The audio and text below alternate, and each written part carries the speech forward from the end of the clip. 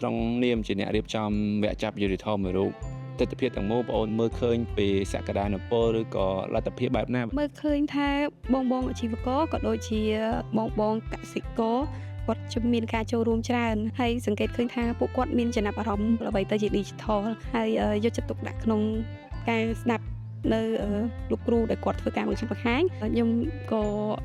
មានអារម្មណ៍ថាសប្បាយចិត្តពេលដែលឃើញពួកគាត់ព្យាយាមចង់ចេះចង់ដឹងនិងចង់ស្វែងយល់ពី digital ដែរទីមួយដោយសារសង្កេតមើលថាសហគ្រាសឬម្ចាស់អាជីវកម្មដែលគាត់បានចូលរួមហ្នឹងគាត់ចង់មានសំណួរហើយចង់យល់ដឹងច្រើនអញ្ចឹងបើថាយើងធ្វើវគ្គចាប់យក digital បន្តទៀតហ្នឹងថាធ្វើមិនឲ្យវាមានភាពសកម្មបែរថាយើងមានការអនុវត្តអីចឹងទៅយើងអាចធ្វើយ៉ាងម៉េចដើម្បីឲ្យការធ្វើបទបង្ហាញការរៀបចំវគ្គចាប់យក digital បន្តទៀតហ្នឹង